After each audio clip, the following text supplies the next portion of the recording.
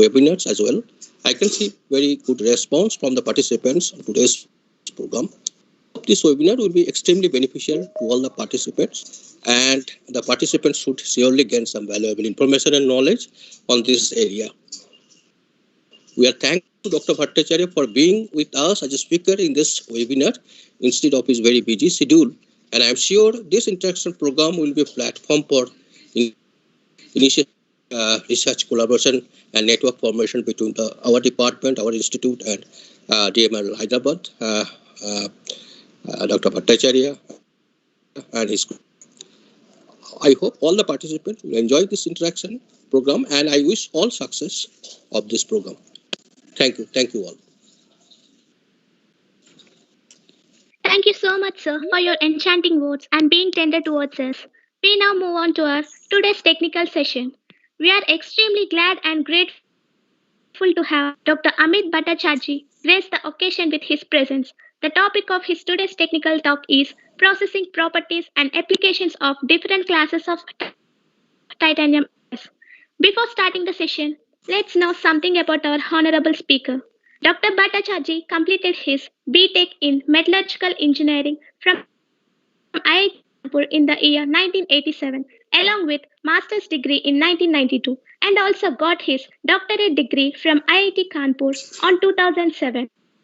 Started his career in Silicon Steel Mill of Rourkela Steel Plant in the production of CRGO and CRNO electrical steels, then moved to Asia Vodadora, had their cooperative R&D center, and subsequently taught the degree engineering students of Defense Forces at College of Military Engineering, Pune, on a DRDO posting. Since May 1997, he has been associated with Defense Metallurgical Research Laboratory, Hyderabad, India.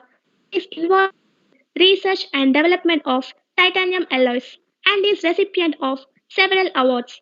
He also served as a postdoctoral fellow at Ohio State University, Columbus, USA, where he worked on a Federal Aviation Administration (FAA) funded project on the effect of microtexture on dwell fatigue of near alpha titanium alloys. He also received Agni Award this year for working on titanium technology in self-reliance, followed by Engineer of the Year Award and DRDO Laboratory Award, Scientist of the Year by 2015, and Fellow IIM. It is impossible to share his achievements and works of his past professional career in this limited time. So without further delay, I would like Dr. Bhattacharjee to share his knowledge with us on the selected topic. Thank you, madam. I will first share my slides. Yes. And are you able to see? There is a share option, sir. Upward direction arrow. You click that. Just 1 second. Let me. In team, is it? So there is a button with arrow in the upward direction. Yeah. So that one you click. Yeah, it's coming. Yeah. Yes, yeah. sir. Now full screen. Full screen. Yeah. F5. Yeah. I'll do that. Yeah. Good. Yes. Are you just 1 second? Okay.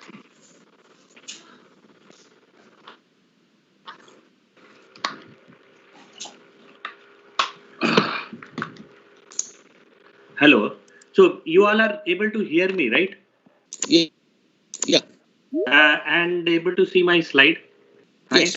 Yeah. Okay. So thank you, Professor Ghosh, for inviting me, and thank you for the kind introduction.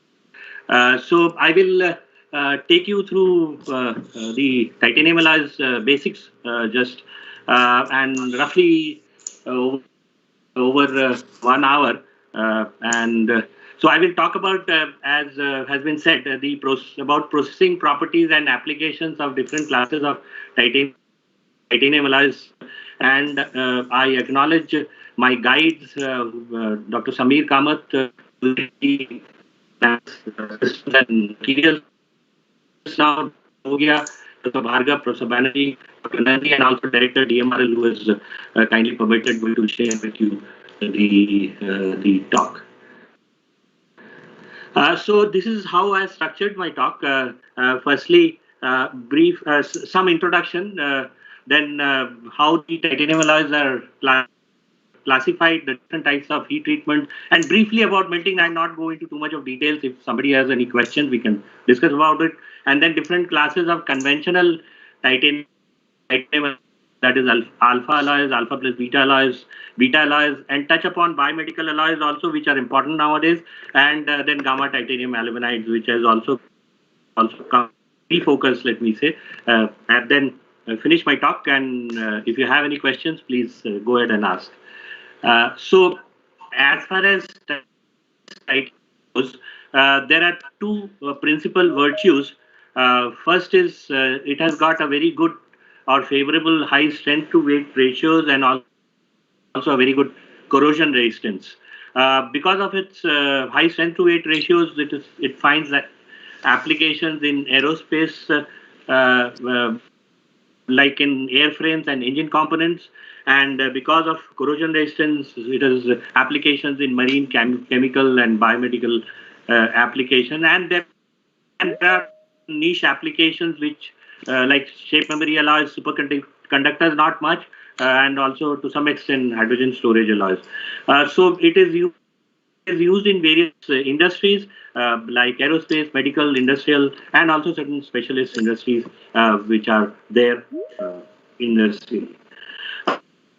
So as far as titanium goes, it has got very high chemical reactivity, and its oxide is pretty stable, and its melting point is around 1663 degrees centigrade, and that is why it took so much time for extraction of titanium or raw titanium from its minerals or ore. And as you know, we have a lot of ores in Kerala beach sand, and we now there is a plant which is set up in Javra, Kerala, with DMRL technology for production of titanium sponge. Anyway, we will not go into that. I will come straight into the classification of different titanium alloys. Now, as far as titanium alloys are concerned, there are primarily two phases. That is alpha and beta. Alpha is the low temperature hexagonal close packed phase, which is exists at comparatively lower temperature, and the beta is the BCC phase, or it has got a BCC crystal structure and it exists at higher temperatures. Now, there are, as far as the stabilization of these two phases are concerned, there are various elements which basically stabilize the alpha phase, and as you can see, out of them, nitrogen, oxygen, and aluminium are very, very important. Aluminium is very important, and also oxygen. And there are various lesser known elements which are there. And what the alpha stabilizer does is it increases the alpha transverse or beta transverse temperature, as you can see here. It expands the alpha region. Similarly, as beta stabilizers go, it basically are two types. One is beta isomorphous, in them vanadium, moly, niobium, tantalum, and tungsten.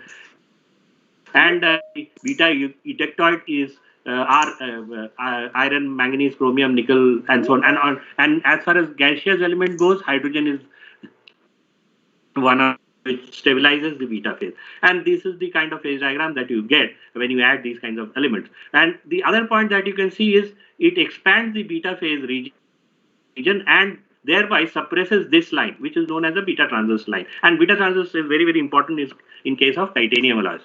And there are certain elements like tin and zirconium, which are known as neutral elements, and they don't affect the beta transverse line when they are added, and but they are there, and it is used in high temperature titanium alloys, as you will see. Now, as far as the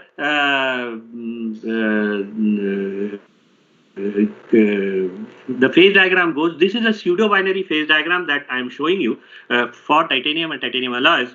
And here is the classification also of alloys. On the y-axis, we have temperature. On the x-axis, we have something called beta stabilizer concentration. Now, what is beta stabilizer concentration? It is measured by an empirical formula known as Molly equivalent. That is, you put, these are all beta stabilizer which are here, and with their multiplying factors, and you plug in the weight percentage of this, and then you get a number known as Molly equivalent. And higher the number, more the alloy is beta stabilized. So you can see all the elements there. And similarly, for alpha stabilization, you have what is known as aluminium equivalent, and you can see aluminium, tin, zirconium, and also oxygen, carbon, and nitrogen. So you plug in these numbers in weight percentages in each alloy, and you get aluminium equivalent. So this is, if you look at the pseudo-binary phase diagram, you have an alpha single phase region here. Then you come into the alpha plus beta two phase region, and above this line you have what is single phase beta. Now this line, as I've told, is known as the beta transverse line for different kinds of alloys. So what we have as far as classification goes is, on the left hand side you have the alpha alloys, which are single phase alloys. Then you come into the region of alpha plus beta alloys, and then you get into the region of beta alloys as you increase the beta stabilizer concentration. In titanium alloy also you have a martensite formation, but it is not as strengthening as in steel.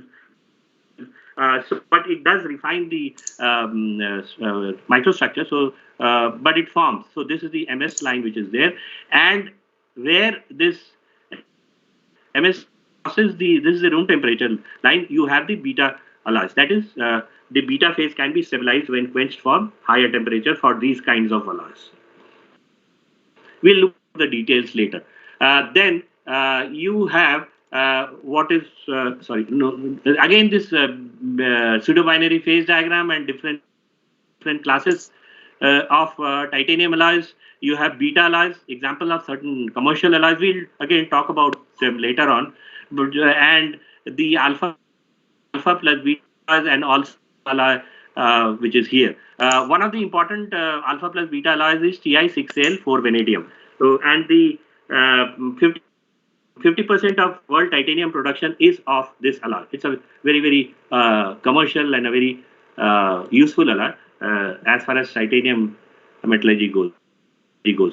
Here, what we have done is plotted the aluminium equivalent in red and also the beta equivalent, beta Molly equivalent in blue, a light blue color. And these are different commercial alloys. Don't worry about the names. These are the compositions which are there. And here is the beta transverse temperatures of these alloys. And you can see, as you go from top to bottom, the amount of alpha stabilizer decreases. You get into different classes, and amount of beta stabilizers increase, and thereby the beta transverse line temperature comes down. So beta alloys have got lower beta transverse temperatures as compared to alpha alloys or alpha plus beta alloys. Now, as I told you, titanium, conventional titanium alloys, two crystal structures are very important. One is the higher BCC crystal structure, and this is it, and this is the close packed plane that you have, and then the HCP titanium, which has got this slip planes, the basal, the prismatic, and the pyramidal planes, and the C by A ratio of pure titanium is 1.587, which is less than the sub-ideal, and that is why you have a slip in non-basal planes also because of the compressed C by A ratio, and we'll see what happens. And this is again the crystal structure which the students of metallurgy are well aware. The other important thing that you keep hearing in titanium alloys is the Burgess orientation relationship. You see, most of the time we are talking of transformations from beta phase to alpha phase, and so this crystal structure changes to this. So what happens is this close packed plane matches onto this plane, which is the basal plane, and this is what is done here. So if you can see, in one of the directions there is very perfect match, and in the other directions, the close pack direction and the close don't match, slightly off. And because of this matching, you have basically what is known as Burgess orientation relationship, where you have 0, 0, 1 of alpha, that is the basal plane of alpha, parallel to the 1, 1, 0 plane of beta, and the several directions which are common. And so you have the what is very geometric patterns in the microstructure, which we will see because of these 12 variants that you get. And this is what is known as Burgess orientation relation. It is there in titanium as well as in zirconium. Now, as far as different kinds of heat treatment in titanium alloy goes,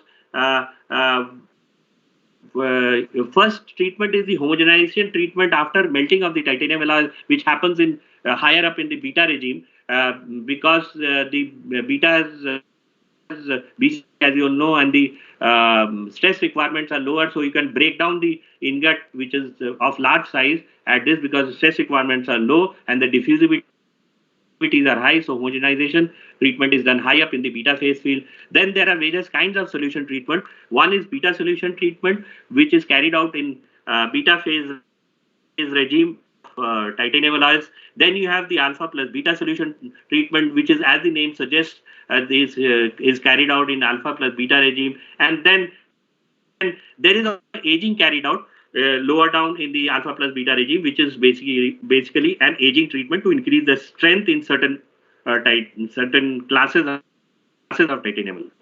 Then you have alpha solution treatment in alpha regime for alpha alloys, and this is the range of normal stress relieving that you have in case of titanium alloy. There is something which you keep hearing about in titanium alloy terminology, that is annealing is annealing in the furnace, in which you have carried out the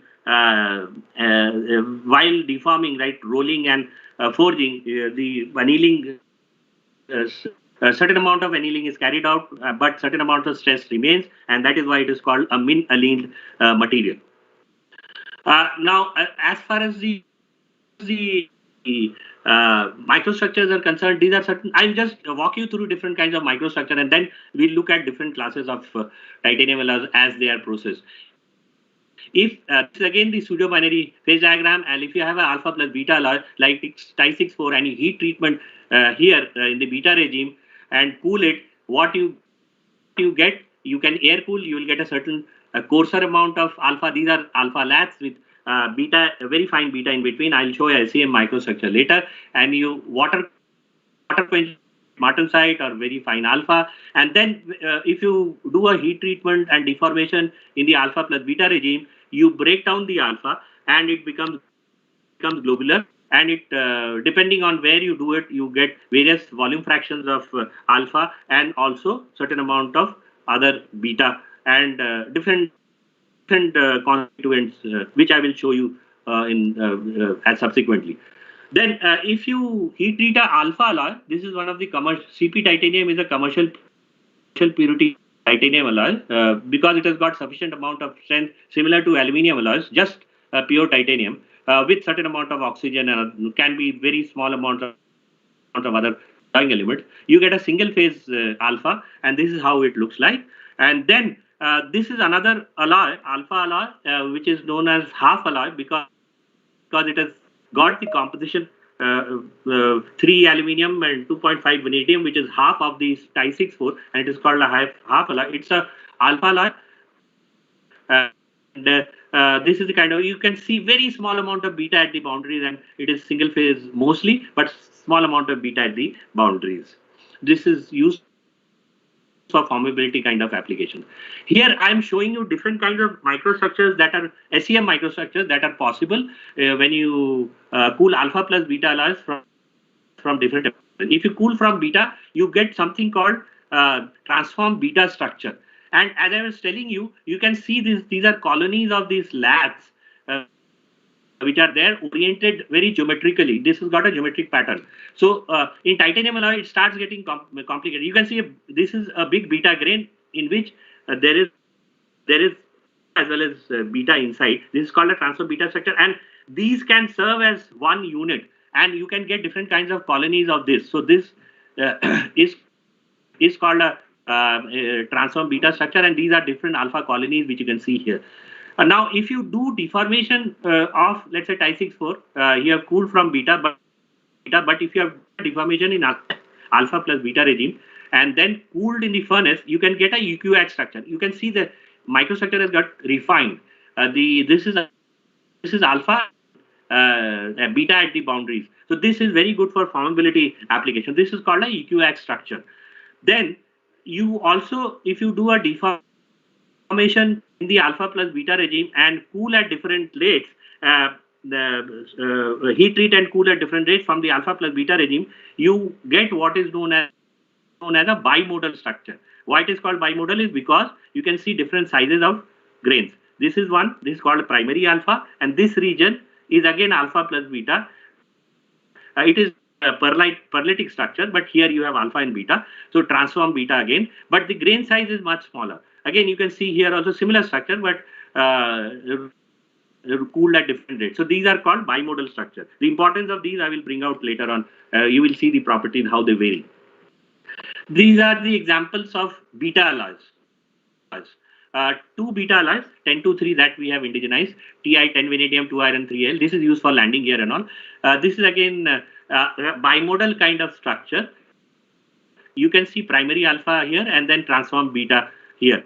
But this other alloy, beta 21, this is used for sheet kind of application. This is normally finished in single phase beta regime because it is cold rollable alloy. So this when you etch, you get this kind of beta grains, and when you age, you very fine precipitation of alpha, thereby giving it strength. After forming, you age it so that you get very high strength levels. So this alloy has got very good oxidation resistance as well as creep comparable to Ti6-4.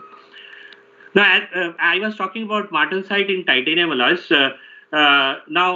Titanium is martensite, not as hardening as in steels because there is not much distortion of the crystal structure that happens in case of titanium alloys, and so you don't get that much of hardening. But nonetheless, you get quite refinement in microstructure, and you can see this is a leaner alloy known as lath martensite,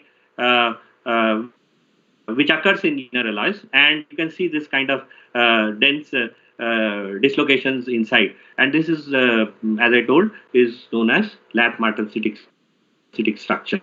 Then if you have alloys with slightly higher alloying elements and lower MS temperatures, then you get this kind of structure, and again you can get very fine, and again this is martensitic structure, a different kind of martensitic structure which you get. Now, in certain beta alloys, if you beta solution treat and deform, this is an example from Ti 10-3, which I was telling earlier. But if you beta heat treat and then deform during tensile testing itself, it starts transforming. It forms stress, something known as stress-induced martensite, and it is also grain size dependent. As you change the grain size, this is something which is called the triggering stress, and you can see the triggering stress varying with grain size. These are different grain sizes that we have generated and tensile tested. So it starts transforming to martensite. You can see this transformed structure here. So you form a stress-induced martensite. So this martensite forms because of application of stress, and it starts in the elastic regime itself, and there is a kink in the stress strain that you get. So this is another kind of transformation which happens in titanium alloys.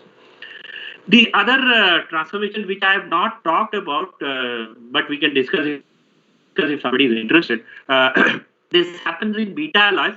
Now this is called a thermal omega phase. This you will, if you beta solution treat a beta alloy and quench it, you will get kind of very fine structure which you will not be able to see in normal microscopes. But if you do TM and all, you will be able to see. And there is streaking streaking in the 1-0 pattern of the BCG phase. This you can see the streaking here. There is a streaking here, and this is the telltale sign of omega phase formation. Then omega phase is not wanted in most of the microstructure because it embrittles the alloys. So this is again formation of different kinds of omega phase. They're very fine. This is oval shape. This is cube. Again, depends on the misfit that is there. Depends on the alloying element that you have. But most of them, they are unwanted phase. But nonetheless, they form both at low temperature aging, which is known as isothermal omega, and also during quenching from beta phase, which is known as athermal omega. So these can be used for refining the structure, but they have very limited ductility. So that is the problem. So now people are not too much bothered. Normally, you avoid these kind of temperature ranges so that you don't get these phases.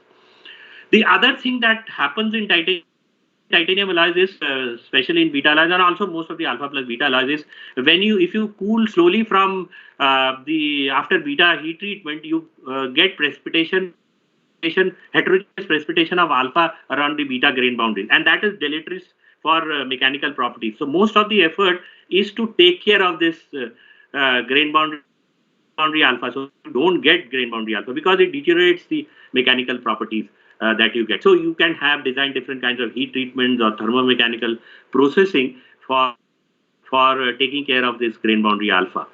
The other important thing about titanium alloys is, as you have seen, you get certain fine lath kind of structure when you heat treat. So you have what is known as alpha and very fine beta at the boundaries, interface boundaries. Now, the difference between steel and titanium is what is here. What happens is you cannot change this microstructure to a globular structure without deformation. No amount of heat treatment will change this kind of microstructure. So what you have to do is you have to impart lot of deformation in the alpha plus beta regime, thereby generating dislocation or breaking of alpha grains. And when you heat treat, what happens? Beta penetrates into them and it recrystallizes as globular primary alpha, which I have shown you in the bimodal structure. So this is a very important step, alpha plus beta reduction, because it controls the grain size of most of the titanium alloys. If you have to decrease the size, you have to do thermomechanical processing in the alpha plus beta regime and also heat treatment in the alpha plus beta regime in order to break it down and the grains finer and also the alpha finer. Now, as far as melting goes, there are various ways of melting titanium alloys. Now, titanium, the problem is it picks up oxygen, nitrogen, etc. from the atmosphere. So it has to be melted in vacuum. So the commercially viable process, still, although there are other processes, but in India is mark remelting.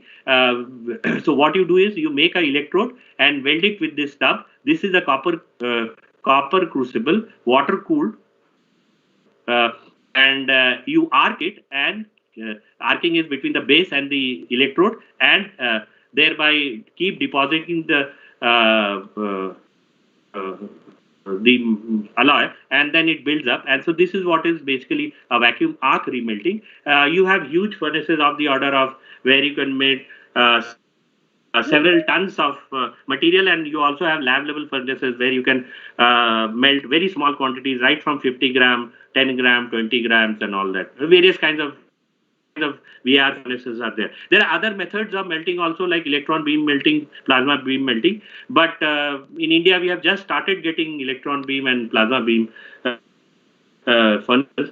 But otherwise, VAR furnace is what Midhani has got, and commercially, this is the process that is prevalent worldwide. There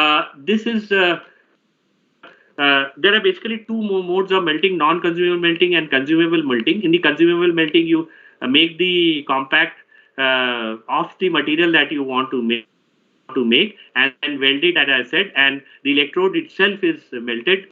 That is why it is known as consumable melting, and this is the commercial process.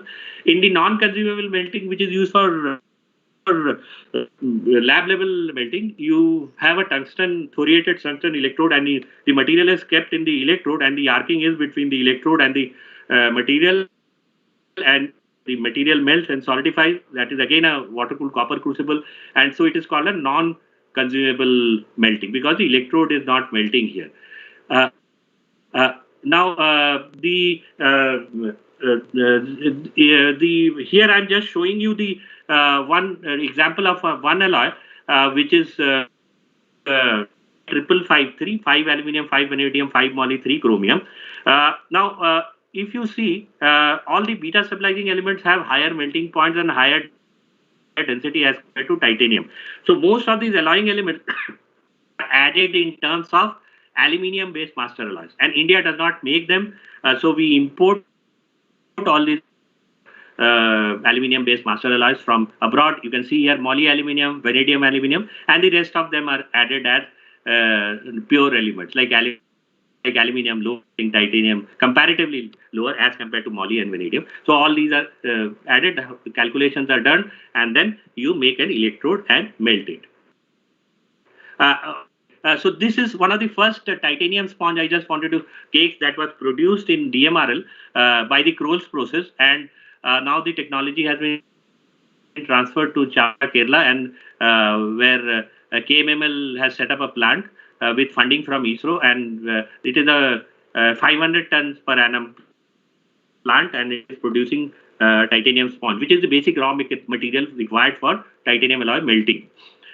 This is I'm showing you in Midhani. If you, this is the size of compact that you can melt.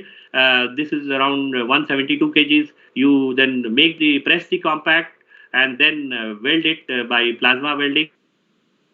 And this compact, which is you can build up several compacts and then weld together, and this forms one compact. Here I'm showing you a 50-gram button which we can melt in DMRL, or a 500-gram pancake which is around 100 mm in dia and around 7 to 10 mm in thickness. And this is a 8-ton ingot melted in Midhani. So you can see the size, various sizes of alloys, titanium alloys that are melted commercially. As far as the corrosion resistance goes, titanium, as you know, has got very good corrosion resistance. And here I'm showing you the titanium corrosion resistance in seawater, and it exists in the towards the noble end of the galvanic series, and it has got very good corrosion resistance, and again primarily because of the thin layer of titanium oxide that forms always on the surface, and it gets protected. But it is not as aluminium alloys, but nonetheless it is good, and titanium, that is why it has got good corrosion resistance. Now as far as titanium alloys go, it is prone to crevice corrosion, and this is the of the titanium corrosion I thought I will just introduce. As I told, there is a thin protective layer of titanium oxide which protects it, so it performs very well in oxidizing environments, in the salt solutions, does not perform very well in reducing environments, but ways of again alloying it and making it good. And titanium alloys are used for electrode in chemical as electrode in chemical industries. The other point about titanium alloys as compared to steels and also aluminium, that you don't have inclusions in them because it is melted in vacuum, and there are no phosphides, sulfides, etc., which come in because of the purity of the raw material. So there is no pitting corrosion which is there. But certainly the crevice corrosion is a point of concern. The outside is protected cathodically, but in HCl or solutions containing hydrogen and chlorine, it goes into the crevices and breaks the oxide, and thereby setting up the cell, and it corrodes in the tightly packed surfaces. So crevice corrosion is a point of concern in case of titanium alloys. So now I will go into different classes of titanium alloys, their processing and properties, what kind of properties and all, so that you can appreciate. And just show 1 or 2, 3 applications. So first is the category of alpha alloys, and these are the examples of alpha alloys. CP titanium stands for commercial purity titanium. As I told, titanium itself can be used kinds of application, and it is also oxygen is a alpha stabilizer, and you can see as it is increasing, here is the yield strength that is also increasing. Then you also have certain amount of beta stabilizer. I will show you why we have this.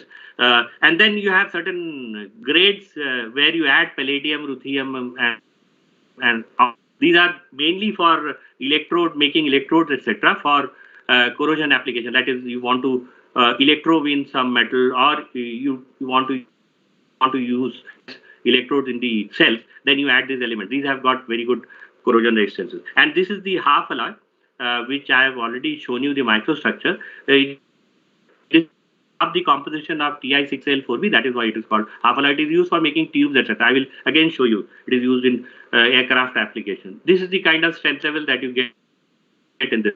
Now, alpha alloys are non-heat treatable. That is, you don't gain in strength by doing heat treatment. So they are single phase material. You can only anneal them and play with the grain size. That is how it is. Now, how are they processed? This is the alpha transverse line, that is from alpha to alpha plus beta. It is homogenized high the alpha regime, deform, forging and rolling is done in alpha regime, and then recrystallization also in the alpha regime. And there is no other aging treatment is done because you don't gain in strength. Except recrystallization, nothing happens.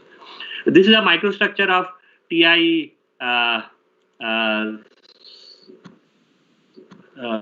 5L210, and as I told you, there is certain amount of iron which is added. What iron does is it sits at the boundaries because it forms such very small amount of beta phase and controls the grain size.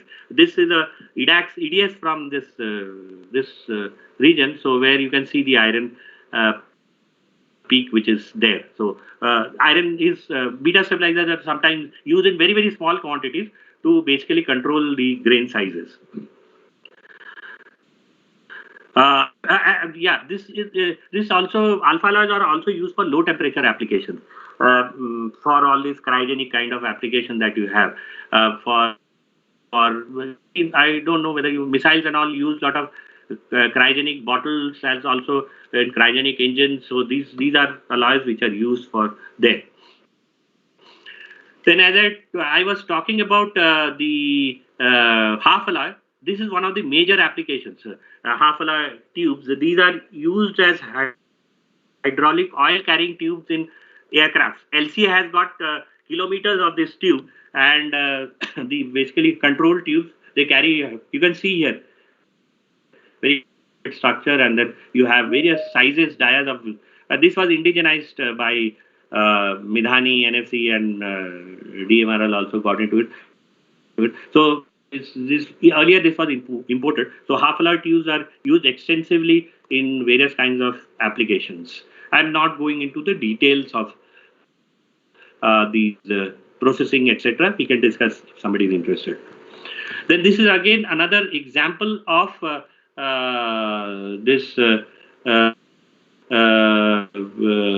alloy. They are used in heat exchanger as tubes and all. This is a tube heat exchanger, which is because they are formable, they are used as tubes, etc. in various kinds of applications. The next is alpha plus beta alloys. So this is one of the important categories and broader categories. These are examples of commercial alpha plus beta alloys. You have Ti6-4. Now Ti6-4 exists in two grades. One is ELI grade, extra low initial. That means lesser oxygen. Oxygen is a strengthener. Okay, if you want a formability kind of application, you go for ELI grade or Ti6-4 with higher amount of. Then these are the classes of high temperature titanium alloys. These are conventional titanium alloys, high temperature conventional titanium alloys. There are also intermetallic. Briefly talk it towards the end.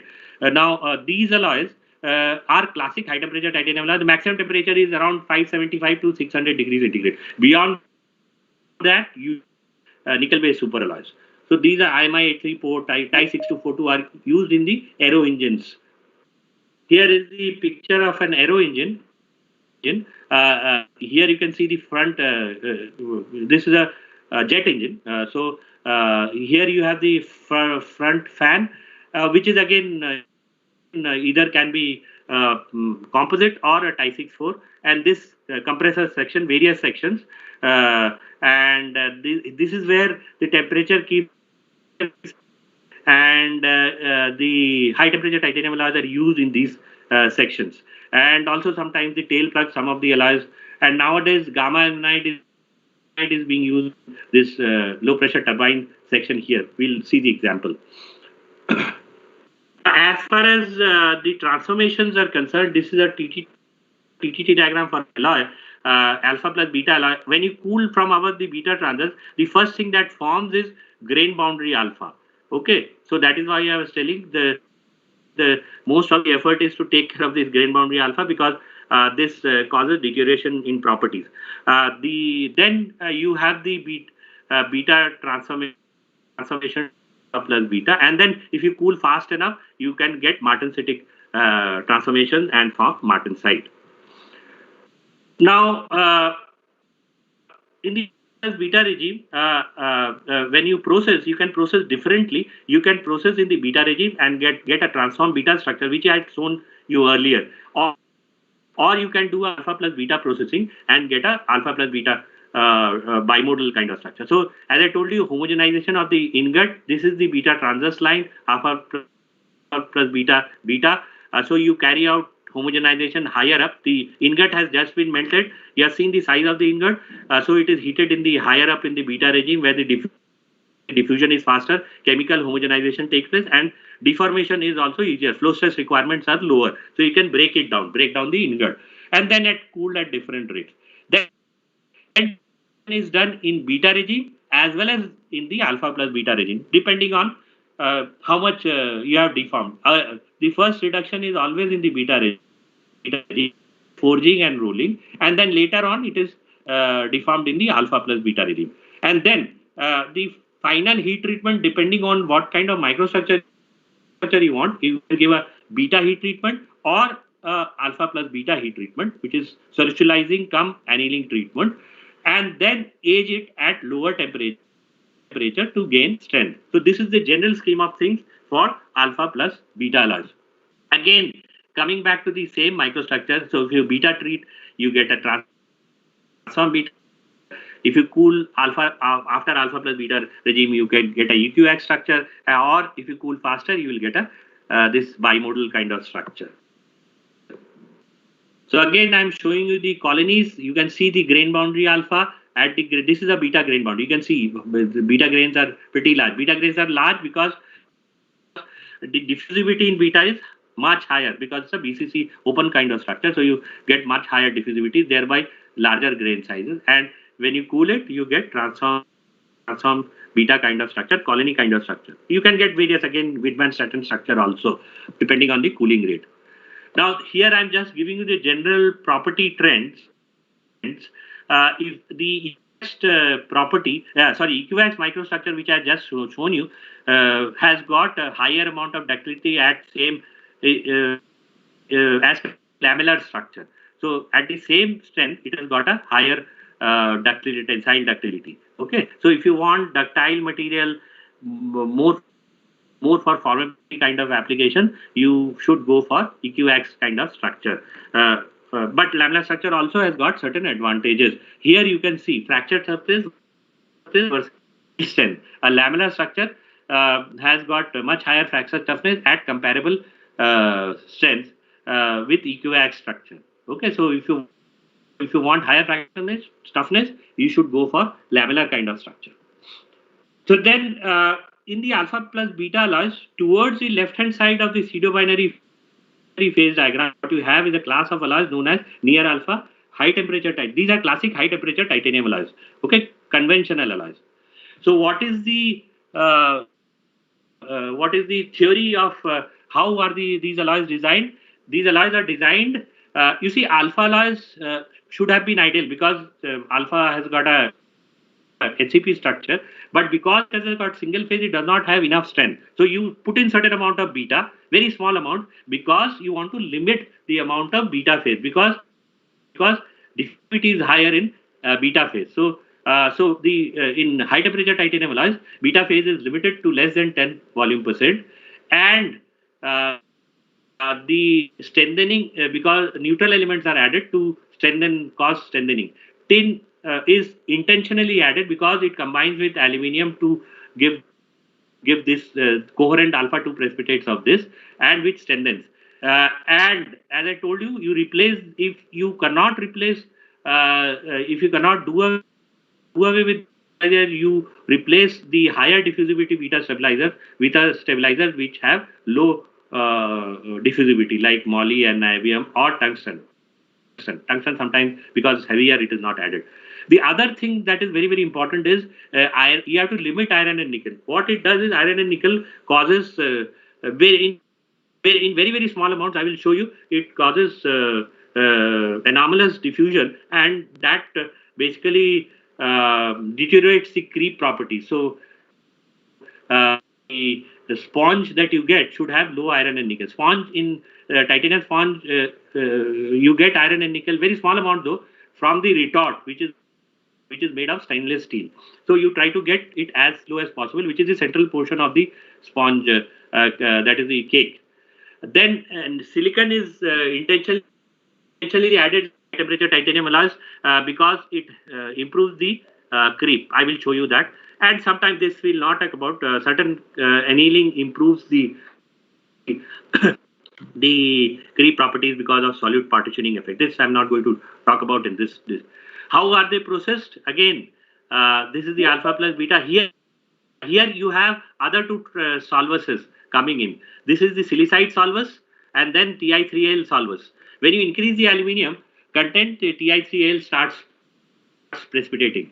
So this is ordered. This has got an ordered alpha structure. Now, because of its ordering, ductility is limited. So that is why you have to process the alloys properly. So what you do is, again, homogenization in the high up in the beta field.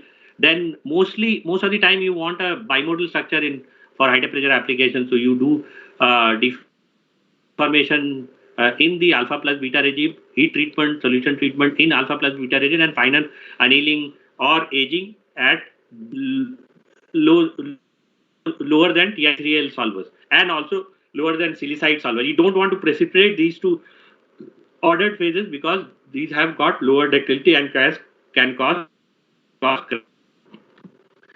Here I am showing a TM picture of the lath kind of structure. You are not very clearly able to see lath, but this is a lath beta phase, and because the beta phase is less, it is discontinuous. And this is alpha, this is alpha, this is beta. This dark gray color is alpha, and dark color is what is silicide.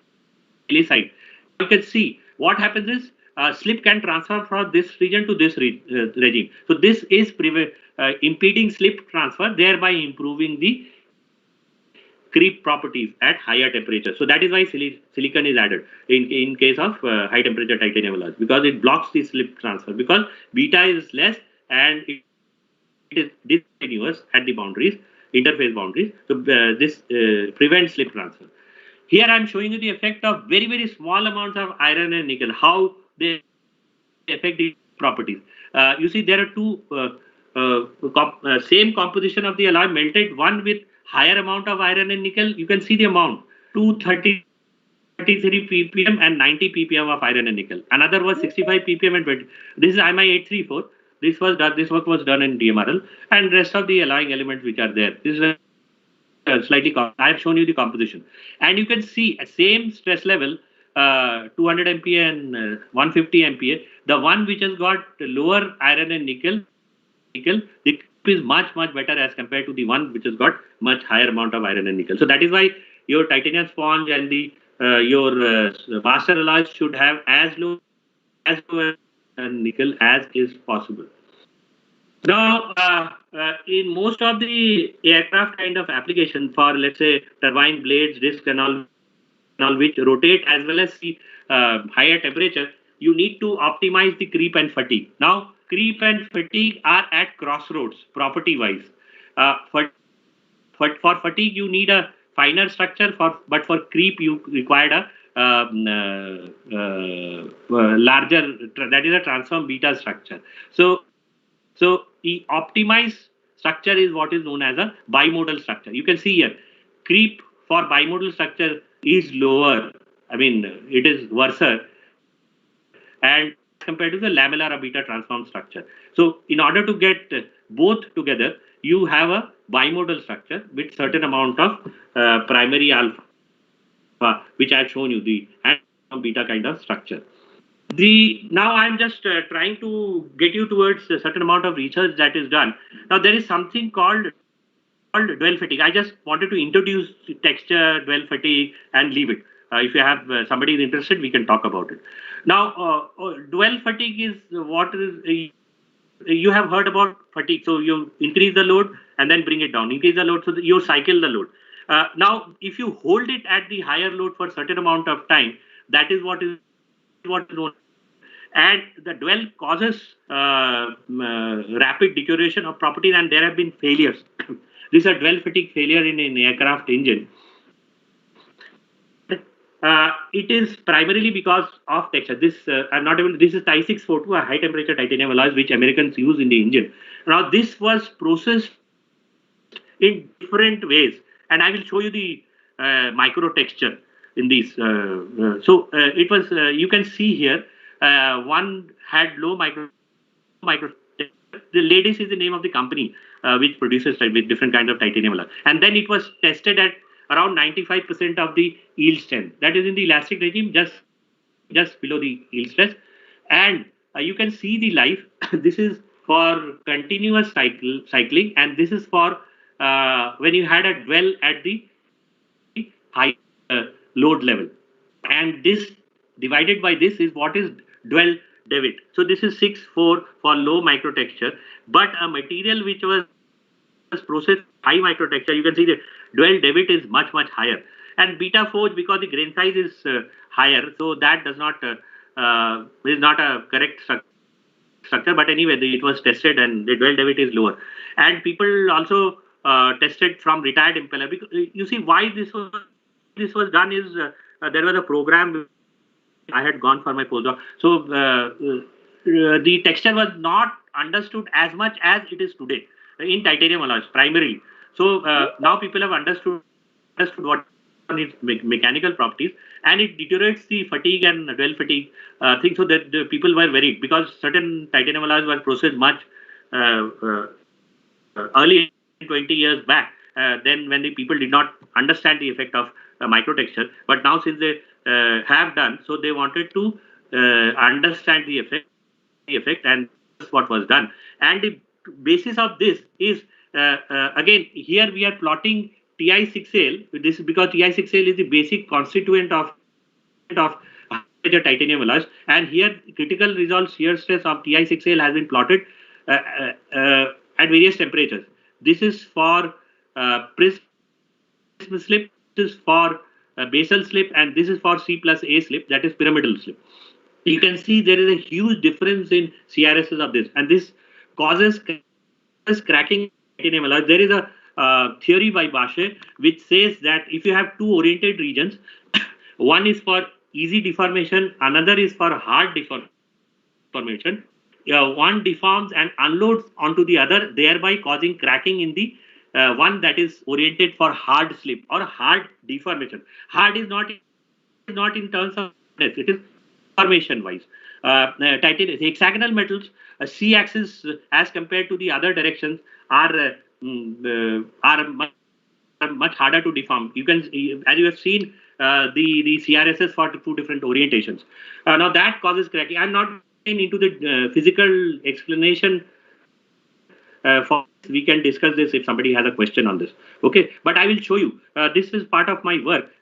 This is a 2 mm thick Ti624 which was dwell fatigue tested. This, and you can see the main crack, and then there was a very minor secondary crack which was embedded in between apple. And my job was to polish till that and see the orientation, and also see the where the crack was formed in this which which cause failure. So this is Ti642. This is micro radiography in two different orientation with gold wires, so that you can calculate the distance from this, at what depth these secondary cracks are embedded, and you can calculate them.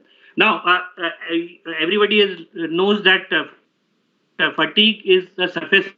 Dwell fatigue, strangely enough, initiates inside. You can see this is where the dwell fatigue crack initiates because of the orientation effect. Okay, I will show you that. And what you can do nowadays, because you have EBSD and all, you can do something called tilt fractography and calculate which plane is cracking actually. That is, which is initiating the fracture. This can be done nowadays. If somebody is again interested, we can talk about this, how this is done and all.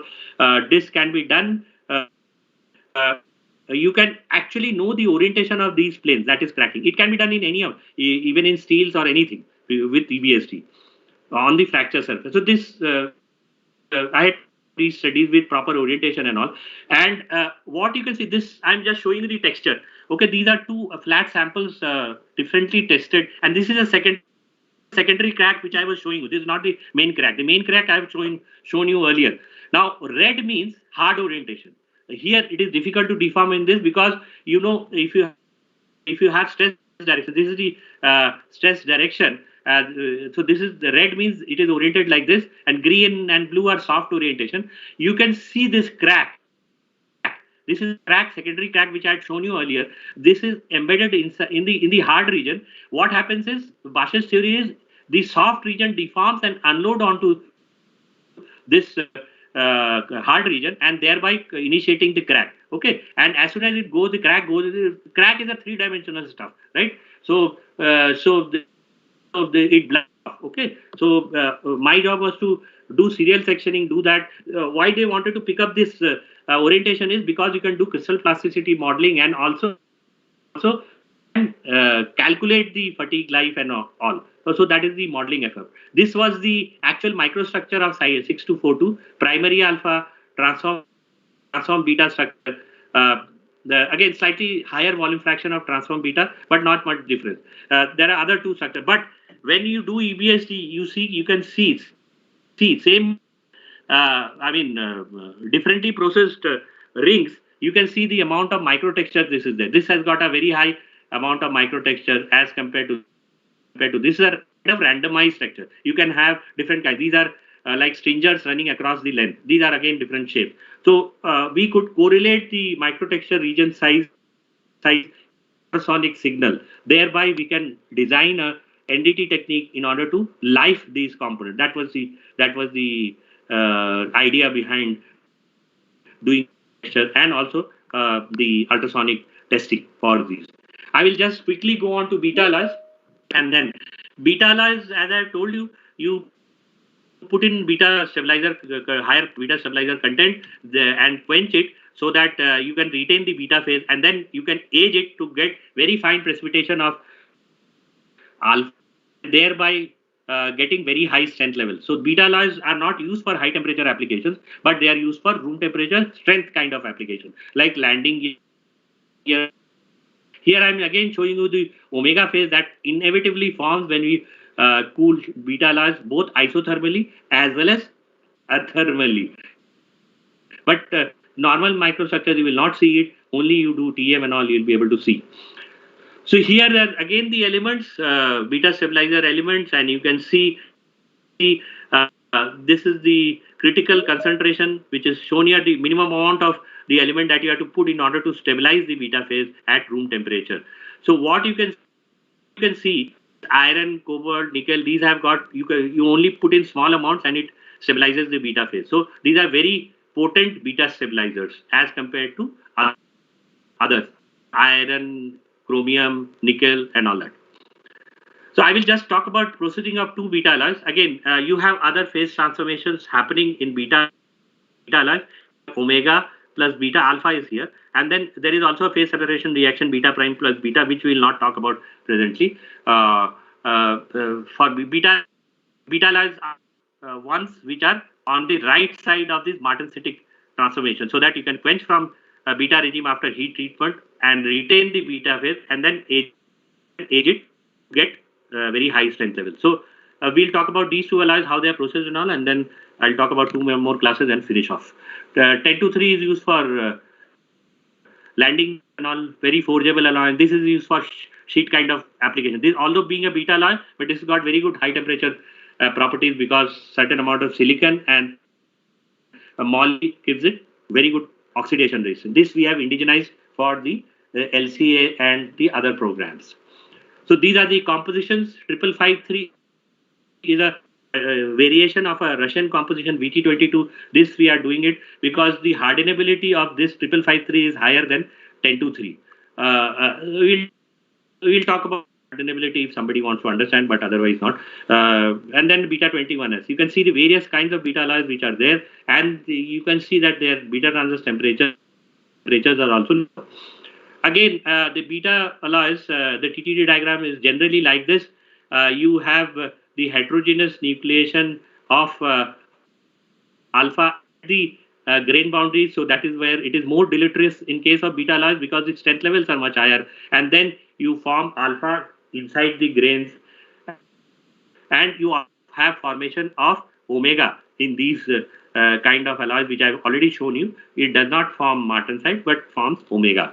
Or you can form stress residues, which I have again shown you, because in certain alloys which are at the verge of metastability, you form martensite when you strain it or stress it. Now, the application, these are for high strength applications like fasteners, helicopter rotor blades, and various other. And beta alloys are also orthopedic implants. Okay, now people are moving from Ti64 towards beta alloys. I will explain a few points about them. Other thing about beta alloys is they have got lower moduluses, so they can store energy. So most of the aircraft springs, etc., are made of beta alloys. This is the use of 1023 TI-10. So landing gear parts are made of beta alloys. Boeing has been using it. We have indigenized it for the for various kinds of aircraft, from light combat aircraft as well as advanced medium combat aircraft that is being designed at present. This again helicopter rotor blade, which is beta alloys are used. Why 1023 is here? I'm showing you the flow stress of 1023 is very low. So it can reproduce the shape of the die very easily. So that is why at the deformation temperature, the stress requirements are lower because flow stresses are lower. So you use these alloys for closed die fabrications. So here I am again showing the grain boundary alpha, and here inside precipitation because precipitation the strengths are lower at these boundaries, and the failure occurs around the grain boundaries, and the most of the effort is to take care of this by various deformation and thermomechanical processing methods. The other thing about beta alloys is because their beta charges are lower and the deformation is done at lower temperature, the recrystallization is an issue. So you tend to get non-uniform microstructure, which you have to handle properly. So you have to hit the right processing window to get proper microstructure, uniform microstructure in these alloys. This is how stabilized beta alloys are processed. They are processed first in the beta regime and then heat treated in the beta regime. They can also be to some extent deformed in the alpha plus beta, but they are beta heat treated and then aged to get high strength. Here I am showing you the example of microstructure, beta treated structure. Backscatter you will not get because a single phase. If you etch it, optical, and then this is again after you age it, you get very fine precipitation of alpha within the beta grains. Beta grains are large. Within that, you get very fine precipitation of alpha and by strength. So these are the kind of strength levels that you get, and these are the ductilities that you get in these kind of. This is 21S, the beta 21S sheet alloy for sheet metal applications. This is the usages of this for hot brackets. This is called the nacelle. All these kinds of applications you can use this alloy. Then if you want a bimodal structure, bimodal processing is similar in alpha, beta and beta alloys. The beta deformation deformation, beta deformation, recrystallization in the alpha beta regime, and then finally aging and annealing in the. Sometimes these two processes are combined to get one heat treatment and then age to get fine structure. So this is how 10-3 was processed. I will not go into details of this again because of paucity of time. You will get bored. I will just show these are the strength levels in two different heat treatment conditions for 10-3. It was again optimized. Heat treatment was optimized to increase the fracture toughness from this to this, and these are the fatigue lives that you get in these these alloys. The strength levels are pretty high, and ductilities are good. Fracture toughness also you can get, and fatigue life are also good. This is we had done the optimization of heat treatment in order to increase the alpha size, which has increased the fracture toughness. You can see primary alpha and the aged alpha, which is coarser here as compared to here. So which has increased the fracture toughness from here to here. So again, if somebody is interested, we can talk about this. This is the microstructure, primary alpha, aged beta. You have very fine alpha here, much finer as compared to alpha beta alloys. You see a bimodal structure has much better fatigue life as compared to a beta anneal structure. So that is why you want a bimodal structure. Here I have shown it to you in case of high temperature titanium alloys. Same thing happens in beta alloys also. Okay, so I will just briefly talk about biomedical applications, 2-3 slides, and then 2-3 slides of gamma aluminides, which are again a topic of research now, and then close my talk. The titanium alloys are biocompatible. That is, it does not produce toxicity when it is put in body. They are very much used as bioimplants. But most of the alloys, one of the alloys that is still being used is Ti6-4. But Ti6-4 has got problems. It has got cytotoxicity. The modulus of elasticity is also higher, and it causes problems. Why it causes problem is because vanadium is suspected to promote cancer. So sometime down the line, vanadium was replaced with IBM. But again, aluminium was also seen to be causing neurological problems. So you have now a new class of alloys which are there. The other issue is about the elastic modulus. Why?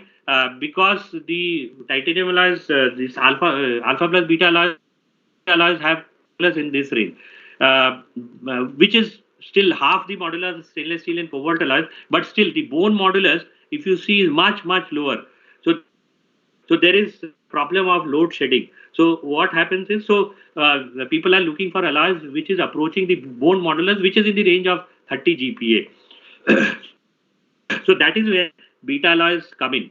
So beta alloys like this, 35 niobium, 7 zirconium, 5 tantalum, have got much lower moduluses, which nearer to bone modulus as compared to the other alloys. So that is where they come in. The other is modes of deformation, and the alloys, the beta alloys which deform by slip and twinning have got higher slipping by slip have got higher strength as twinning and martensit formation. So the alloy design concept is basically based on the alloys which twin. They are much more favorable for have lower modulus, lower strength level. Higher strength levels are not very much required. So these are the new biomedical alloys which people are studying, and these are going in for applications because of various reasons that I have pointed out. So these are primarily beta alloys, as you can see, which have modulus in the range of 60, 70 GPa, much lower than Ti6-4 and all. Okay. So here again, certain alloys I am showing you. You can see the beta alloys have got much lower modulus as compared to the alpha plus beta alloys and all, and also good elongation, etc. So these are people are working on. These are the hip which was done earlier in DMRL, and then studies were conducted. This is an acetubular cup which was made of but anyway, so I will just go talk about briefly about gamma TIL alloys and finish off. So gamma TIL alloys, these are intermetallics. When you add aluminium of the order of 50 atom percent and all, you start getting intermetal. Right from 25, you first get Ti3Al alloys. There was a lot of work which was done in DMRL regarding Ti3Al alloys, but since it did not find much application, so people have switched to gamma TL, and because GE has used it in the engine, so that is people have started using this, studying this much more. What are the advantages? Firstly, it has got the gamma got very good oxidation resistance in the temperature of application. These temperature of application are around 750 or so. So it can directly replace a nickel-based super in the engine. And the densities are much lower, 3.9 grams. Modulus is higher, so it's stiff. It is much more stiffer and good high temperature properties. And there have been various generations of gamma aluminides, and the GE composition 4822 is a second generation cast alloy, but now people have designed alloys which can be deformed. These are very brittle materials. I mean, they are just like ceramics because you have very high amounts of aluminium, lot of intermetallics. The main intermetallics are gamma TIL, which has got an ordered FCT structure, and alpha 2, which is a ordered Ti3L structure. You also have beta, which is ordered, both ordered as well as disordered in these class of alloys. And they also have phase diagram. So understanding the phase diagram itself in each alloy system, because these are again complex alloys, is not very easy. So we have to do a lot of studies in order to understand and heat treatment in different kinds of regimes. So in DMRL we have a program running where we have studied various kinds of properties in different types of gamma. Some of the gamma aluminides I'm showing you here. These are the kind of microstructure that you get. Here also you get a transform alpha 2 plus gamma, and then if you have beta stabilizer, you get beta at the boundaries. So this is the oxidation resistance, and this is isothermal oxidation in air at 900 degrees centigrade. And one of the alloys is also giving very good creep property. But further studies have to be done as compared to the other GE compositions and the other. So these are some of the applications that you have. GE has applied is using it in GenX 1B engine in the LPT section as blades. Okay, so it has taken off around 100 kgs from engine. That is where the attractive. But because it is brittle, so there are problems. So there are various other programs which also can use, like HyperMed and all. So there is a new these are, although people had worked in earlier, but again there is renewed interest in gamma titanium aluminide because of the applications. We also have done investment casting trials for blades and vanes in DMRL, and we are able to cast, although there are certain problems which are there, so further work is required.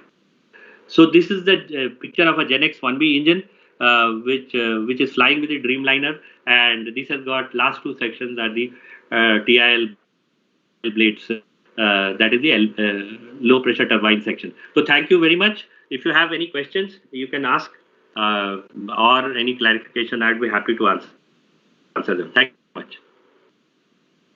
Thank you so much, sir, for your wonderful and insightful presentation. I'm sure we all must have learned something new today. With your permission, sir, if you would like to take a few questions from our curious attendees. Sure.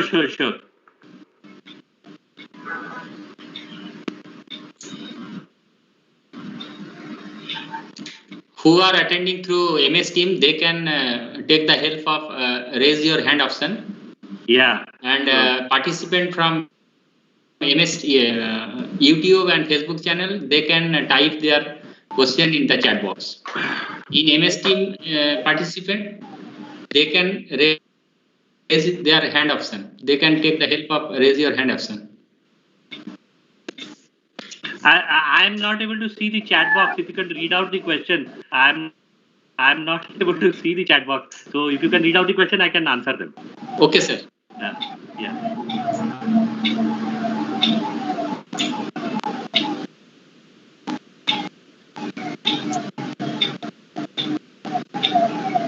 Professor Murthy. Yes. Yes, please. Yes, Murthy sir. GVR Murthy sir. You may know about GVR Murthy sir. Yeah. Please, We have worked please together. ask. Murthy sir, please ask. Yeah. Good evening to all. Very nice to hear this talk. Dr. Bhattacharjee, one or two small questions. Yes. 553, you have talked about. Yes. Similar, now we have got the 15333. Correct. So, where you put a lot of vanadium. Correct. So, why again another generation of this? I will tell you. As compared to vanadium, moly has got lower diffusivities. Okay, so the sections that you can harden, you can make bigger sections with this alloy.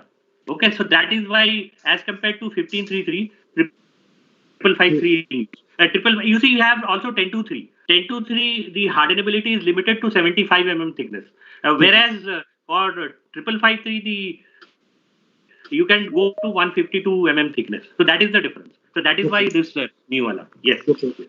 Now these are beta alloys being called metastable just because they are quenching. But beta is a stable phase. No, in this alloy, why we still call it metastable?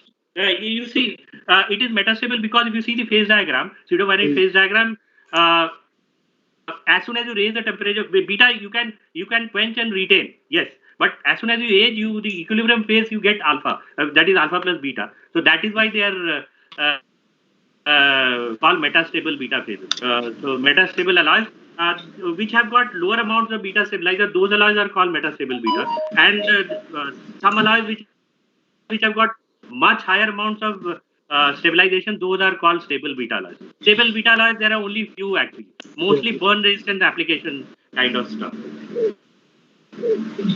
One more small question. This Ladish company you're talking about, they have done this dual fatigue studies. They had processed the material. Actually, that was long time back. It was during my postdoc, 2007. So they had done before 2007 actually. So they are alloy processing company. The testing was done by GE and also was done in Ohio State University. So most of the testing was done there. So the alloy processing and melting and processing was done by Ladish. Right, but that's okay. But you are stating that they use 90% of the yield strength for the fatigue test. Is it too high? Correct.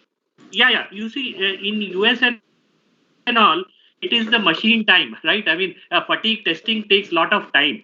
So they want to do it at as high stress as possible to see the effect. You can come down in stress also. There is nothing like, but they do at 91% so that the fatigue life is limited, so that the machine time is lower.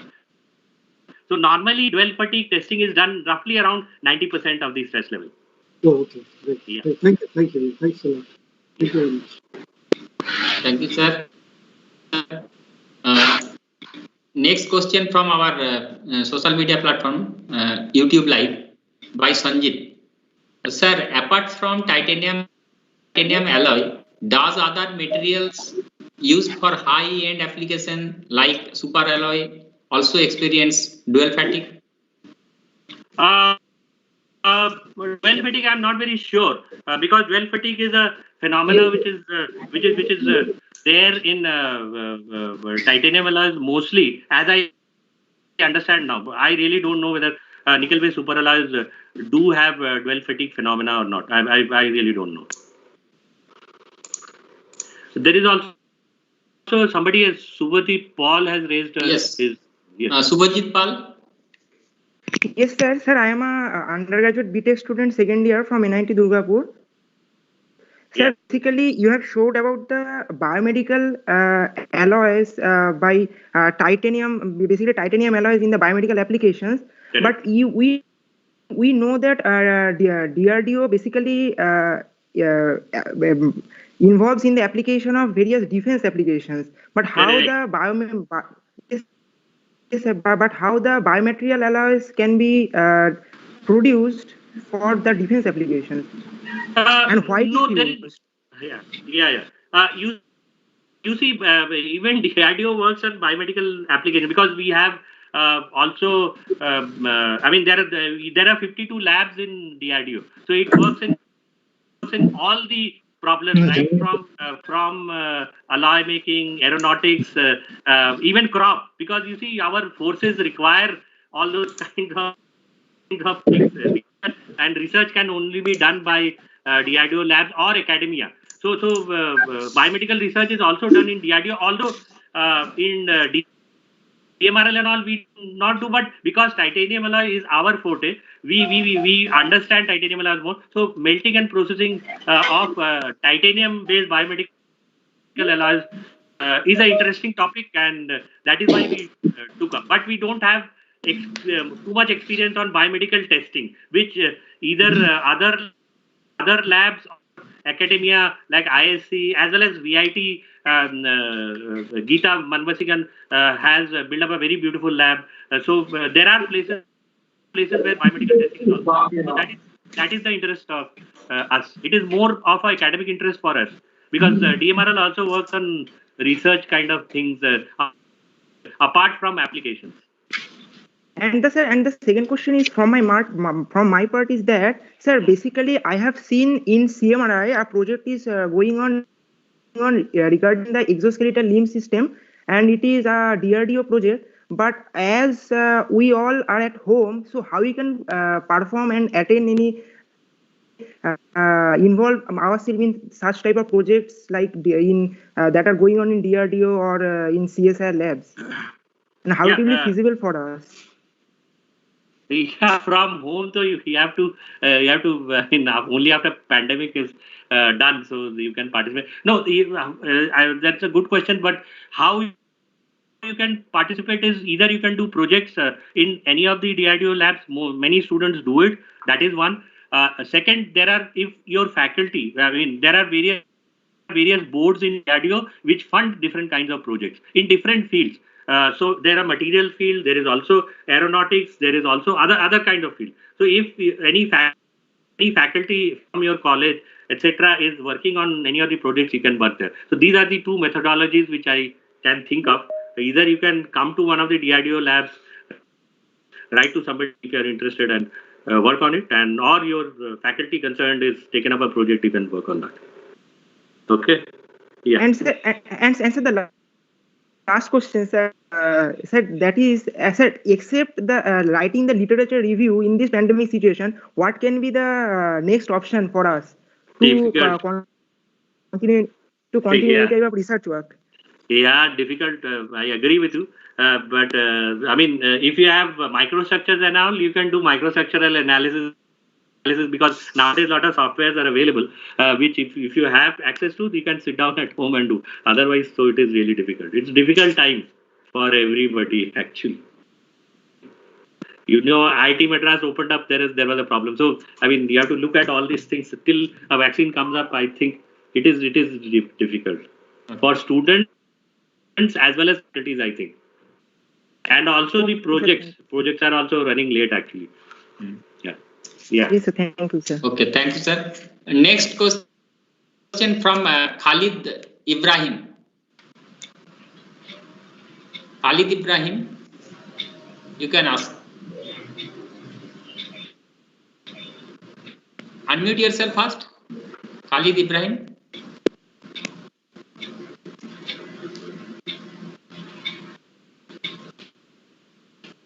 Am I audible?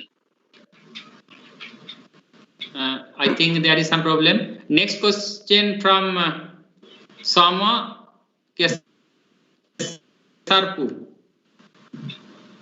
Sir, I'm Swami Kesarpu, sir. Sorry. Diploma Metallurgist. Okay, you can ask. Sir, in vacuum arc melting process there, no, sir? Yes. Titanium melting. Yes. There you said there will be using of copper water cooled copper crucible. Correct. The melting point of copper is 1080 degrees, sir. Yeah. And the titanium is more than 16. It has more higher melting point. Correct question. Yeah, that is why it is water cooled, right? That is why it is water, because the conductivity is copper is very high, so that is why copper crucible is crucible is used. Okay, so that is why it is copper water cooled. But if you for some reason the water supply fails, then we have punctures of the crucible, and it's a very dangerous situation. So what we do is we have a gravity fed water tank. So as soon as the power supply, let's say, fails during a melting, automatically the water rushes in, and you need water. Otherwise, yes, you are correct, so you cannot do it. But because copper conductivity is high, it cools very fast, extracts heat very fast. So that is why copper crucibles are used. Although the melting point is lower than titanium. You are correct.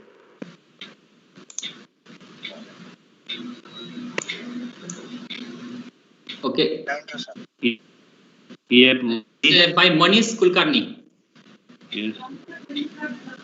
Hello, sir. Good evening. Yes. Can you hear me? Yeah. Yes. Yes, sir. I would like to know the property of the titanium regarding the machinability, because nowadays we have to produce some complex structures. So okay. Yeah. The machinability is not very good, basically, but it is not difficult to. It depends again on the alloys. Conventional titanium alloys are not very difficult to machine. People are doing it routinely. Aluminides and all, there is an issue, but again, you have to machine it with tungsten carbide tip tools and at a slow machining speed with cooling. That's all. I mean, otherwise there is no issue. I mean, it is machinable. Okay. So because the conductivity is titanium is not great amongst the metals if you compare. So the heat extraction is a problem. So basically, so that is why you need to use cooling with coolant and slow cutting speed and tungsten carbide tool. There is not an issue.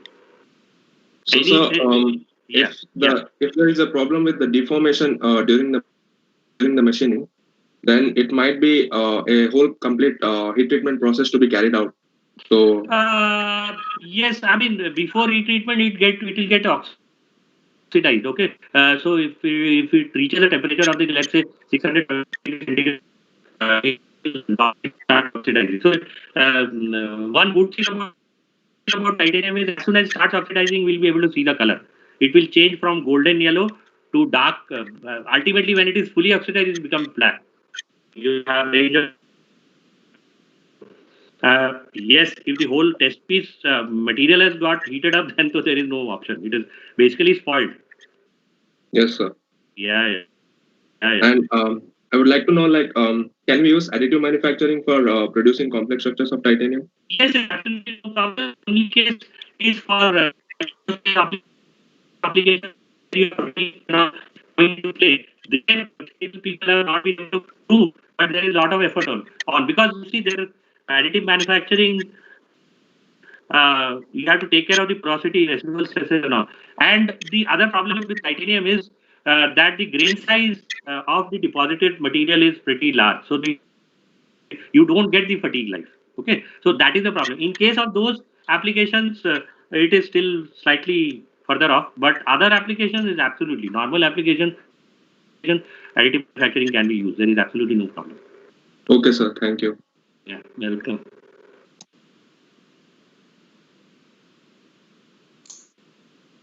Anybody from MS team who want to ask question?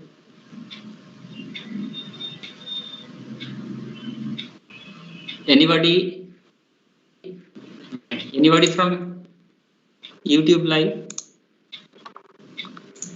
So if anybody have no question, I want to ask one question. Yes, as a extractive metallurgy. Okay. Yeah. Because I am extractive metallurgy group. Sure. I want to ask you have mentioned the method DMRL method of titanium extraction from the beach sand. Kindly, if you tell something regarding this process, which process you are at? No, it is basically Kroll's process. Kroll process, magnesium. It is Kroll's process only. That is, you see, only the engineering was done in DMRL. Otherwise, the process is nothing new. Right? I mean, there is no. This is still the process. Although there are other processes which are being tried out, which is the FCC. I don't know whether you heard about or not. Direct from outside. If they are in a change process, they try to get from outside by electrolysis in calcium chloride bath. Yes. So that is also being tried out, but in commercial.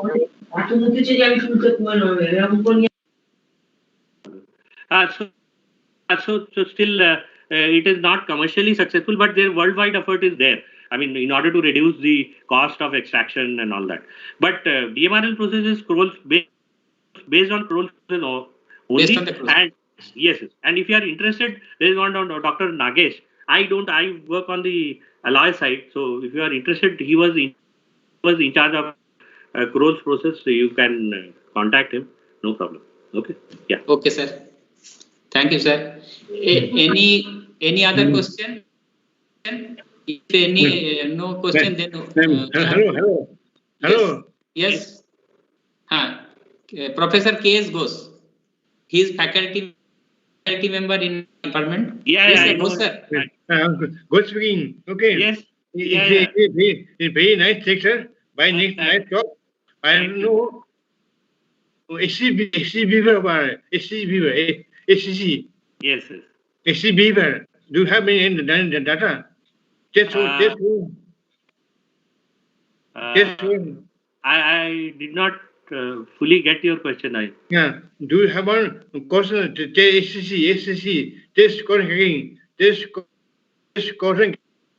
Stress corrosion cracking. We don't do data is there in literature. Stress corrosion cracking data is there in literature. Yes. But we don't do much of it because it is not. I mean, the applications don't. Once if the application like naval application we are trying to do, but that we are trying to do in Karaikudi. Actually, so Vidhani is getting done in Karaikudi, but earlier in DMRL SCC setup was there, but now after Dr. Kant has left, nobody is to take care. So it is, titanium stress corrosion data is there in handbook. If you are, that is what you are looking for. Yes, sir. Yeah. It will be nice, sir. By nice lecture. By a nice lecture. Didn't talk. Thank you, sir. Yeah, there is another hand. Another by Fajil. Yeah. Please go ahead and ask. Yes, you can ask. Thank you so much for your time and attention, Mr. Bhattacharya. And was hearing you, looking to the details. And I'm a new member of IIM and a member of CII. And I was going through multiple lectures and I was involved for the complete 1 month. I'm observing most of the lectures and the delegates are talking about titanium, talking about. Is there a plan or something where we can come to know about copper alloys, something which you guys are planning for? Because this is my 6th or 7th lecture, and I think. Okay. Yeah. I don't know whether you know of organization by the side of DMRL. There is one professor, Dr. Bala Subramaniam. There is NFTDC, which is there, Non-Ferrous Technology Development Center. He works a lot on copper alloy. Earlier, now he has got diversified into a lot of other things. But he's an expert on copper alloys and all. Dr. K. Bala Subramaniam. He is the director of NFTDC. Non-Ferrous Technology Development Center. Yes. Yeah. So you can talk to him if you are interested in copper alloys or not. Thank you so much. I'll definitely reach to Mr. K. Bala Subramaniam, right? Yes. Thank you, sir. Thank you. Yes, sir. I think there is no question. Yes, physically there is. Yes. I will hand over this session to Barnika. Barnika, continue. Yes, sir. Thank you, sir, for clearing all the doubts of participants. I'm sure that all of us will get a deeper insight on this topic from the knowledge shared by you. Now, I would request Mr. Syed Abdul Rahman, the chairperson of IIM Students Chapter, NIT Durgapur, to give the vote of thanks to our guest members. There are 2 more hands raised, I think. I think Professor Paulo should ask a question. He has been raising his hand. Yeah. Please go ahead.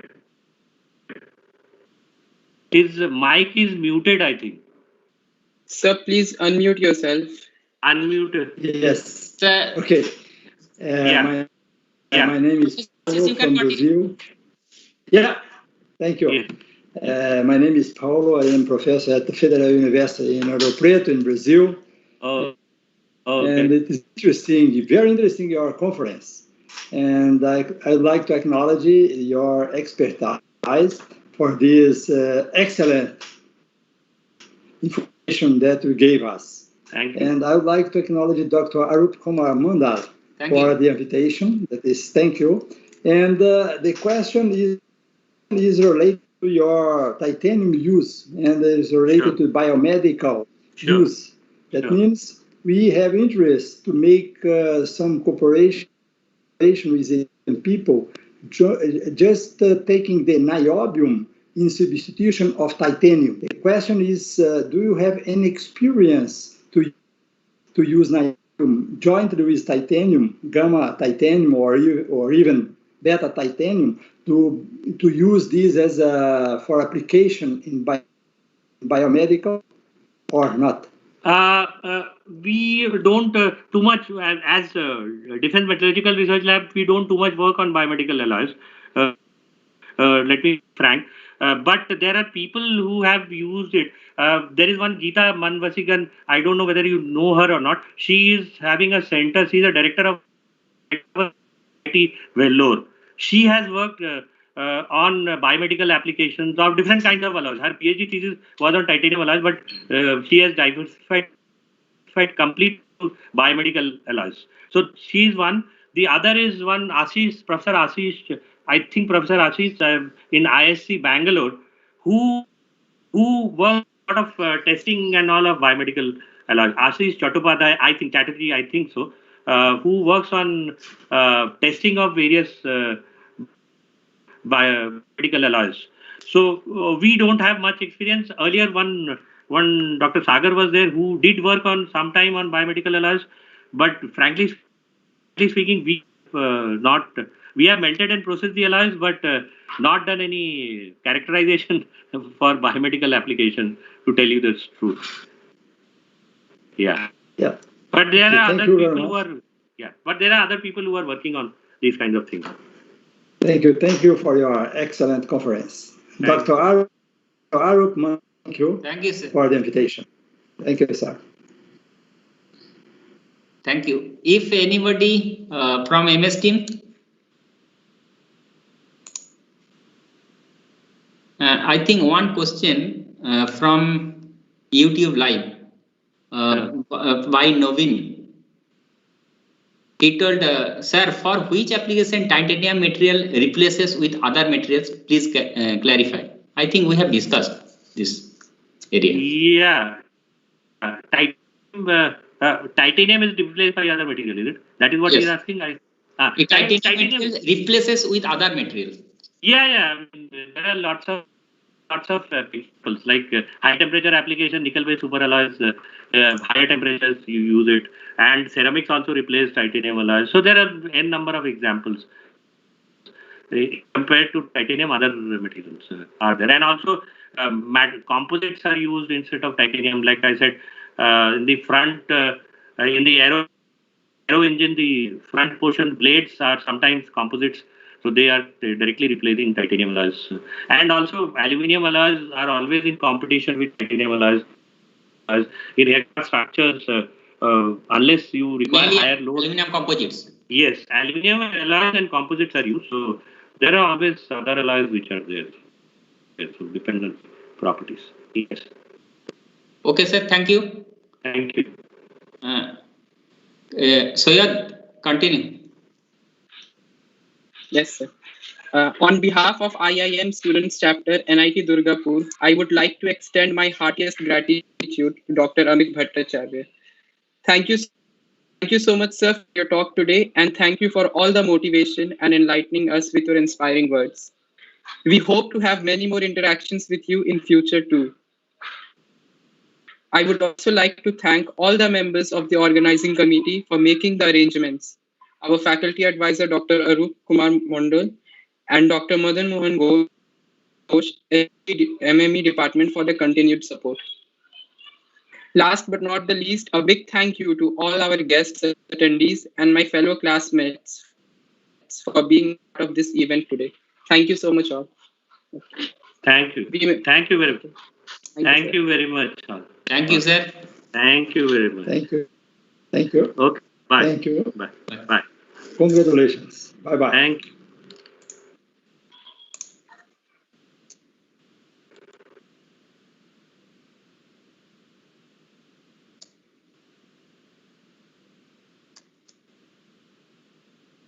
Thank you, sir.